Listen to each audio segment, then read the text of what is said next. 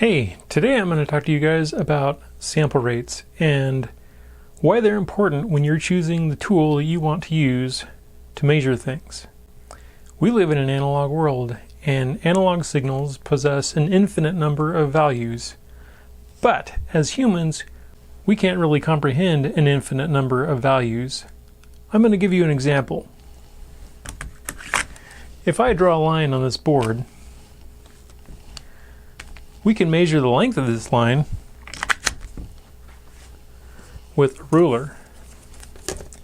And it looks like this line is about 7 inches long. But we can actually break up the demarcations on this ruler into more accurate values. This actually looks like 7.5 inches. Or if I look at it closer, it's actually 7 3/8 inches.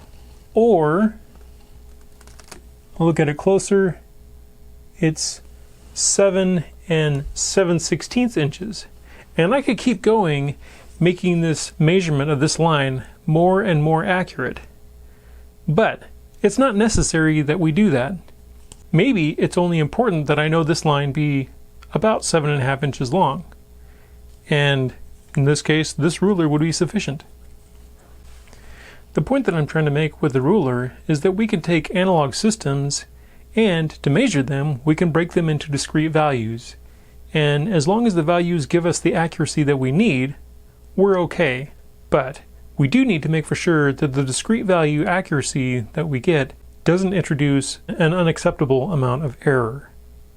The way we measure the world has to be using discrete values. And as long as we understand the error that we're introducing by using discrete values, we'll be okay. In a previous video, I used the speed of sound to measure a distance. Now there's a reason why I picked sound instead of video or some other way to measure. Well, I could use a ruler, but what's the fun in that? Here's the reason why I use sound. Sound is made up of waveforms that look like that. Sound waves are pretty high frequency as far as using cheap things to measure them. So I'll give you an example of a 4.9 kilohertz waveform. You can hear it now. So the tools that we use to measure sound have to sample at a pretty high rate, in the order of kilohertz. The tools that I used in that video actually sampled at about 45 kilohertz. Video, on the other hand, samples very slow because our eyes aren't good at detecting fast-moving things. So the tools that we use to record and show video don't have to be that fast, and typical cameras sample at a rate of 30 frames per second. We'll see why this is, because I'll post a single frame in this video and see if you can recognize what it is.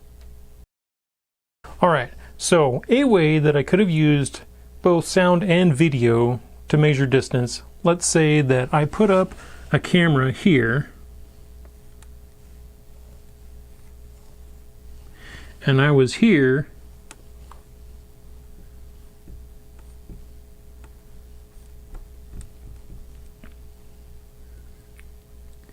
and I made a sound. So the camera could record when the sound was produced, and then the microphone on the camera could measure when the sound got there. The problem with this is that about the fastest sample rate that you can get with a video camera that I can get is about 240 frames per second. Now, if we do the math to figure out how much error that would introduce in my distance measurement, we would find that that might be unacceptable. Let's do that math now. So if we have 240 frames per second, so that's frames per second. If we actually want to find out how many seconds is between each frame, we just have to invert this equation.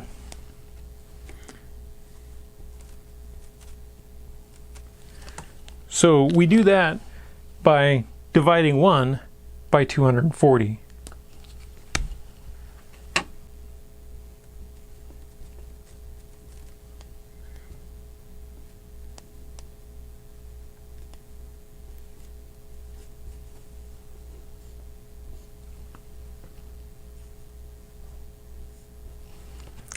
and we get about 4.1 milliseconds per frame. If we multiply 4.1 milliseconds times the speed of sound in feet per second, we would get an error of about 4.7 feet. That's the amount of error that we could have had in the measurement.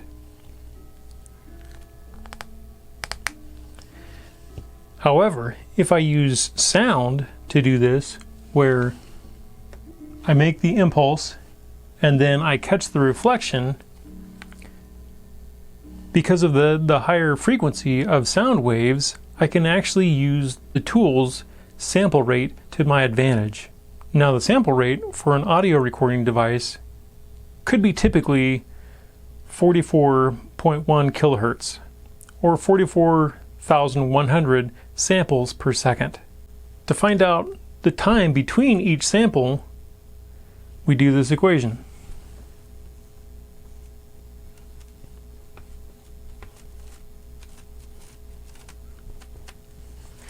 And it turns out that we get about 22 microseconds. This is significantly less time in between each sample than with the video.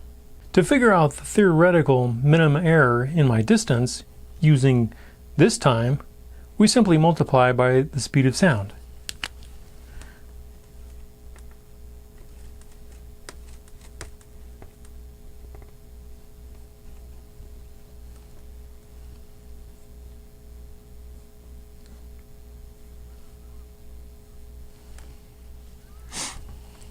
And that gets us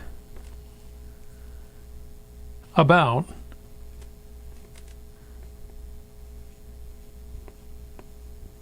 0.3 inches.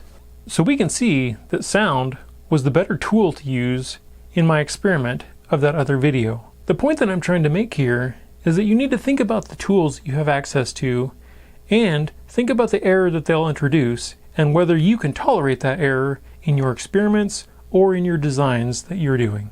That's all for now. See ya. Hey, let me know in the comments if you identified the single frame of video and if you were able to hear the 4.9 kilohertz sound. If you found this video useful, consider subscribing. Thanks.